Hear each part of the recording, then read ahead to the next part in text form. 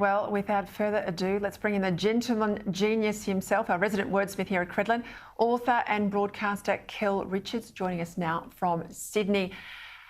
They love you, Kel. They love you every single week. I think it's my top segment. I am inundated, as you are, I know, with words and phrases and all these things they want us to look into.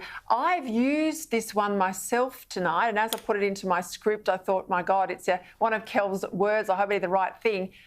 Walk back. This term, you know, such and such happened and now the politician wants to walk it back. Tell us where that comes from.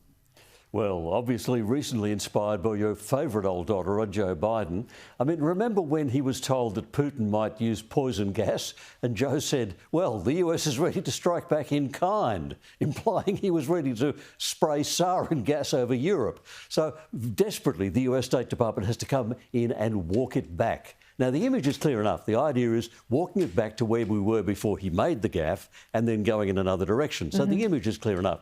But it's very new. Now, I did an extensive search through the Australian National Corpus, which is a huge body of language. It's not there. I did a search through the most recent Oxford English Dictionary, which is the big one online. It's not there. But it is in the American dictionary, the Merriam-Webster. Now, that tells us a few things. Firstly, it's very new. Secondly, it is American. And thirdly, Joe Biden only opens his mouth to change feet. Hey, now, Mitch from Orange wants to know where scapegoat came from. Well, it's one of these many expressions that the Bible put into English. We know when it turned up, 1530, by a man named William Tyndale. He coined it. He was the first man to translate the Bible from the original languages into English. And the Old Testament part of the Bible is mostly in Hebrew, a bit in Aramaic, but mostly in Hebrew. And he coined this word scapegoat to describe something that happened in ancient Israel as a ceremony on the Day of Atonement, when the high priest would lay his hands on the head of a goat, a real literal goat, and transfer symbolically all the people's sins to the goat, and then the goat was released into the wilderness, symbolically carrying away the people's sins. And he coined this word, scapegoat, to describe that. And it just existed in that context for a long time. But then in 1834, for the first time, it started being used the way we use it now, which is to blame one person for the faults of another. It's imagining them as being the goat upon whom all the blame has to be laid. So that's where it comes from. 1834, it's been common in the English language ever since. Emma, one of our viewers, wants cynical and sceptical defined. They're important. They sound the same and people can use them interchangeably, but they're different. A sceptic is someone who questions. A cynic is someone who rejects. So a sceptic is someone who asks questions in order to get answers. The Apostle Paul said, examine everything, hold on to the good. Test everything, hold on to the good. Whereas the cynic, on the other hand, the word cynic actually comes from the ancient Greek word for dog.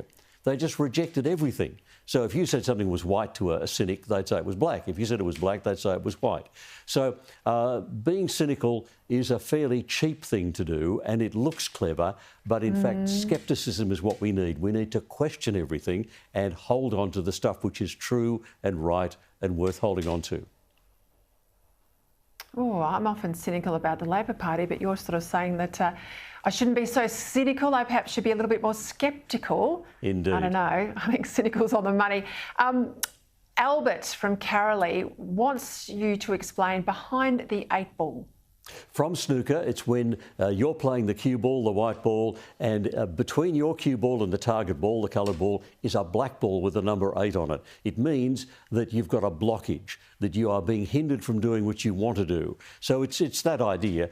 We don't know when it was coined or by whom. In fact, linguists argue about that, but there's no argument about the meaning. The meaning is simply that you are blocked and you're hindered and you can't do what you want to do.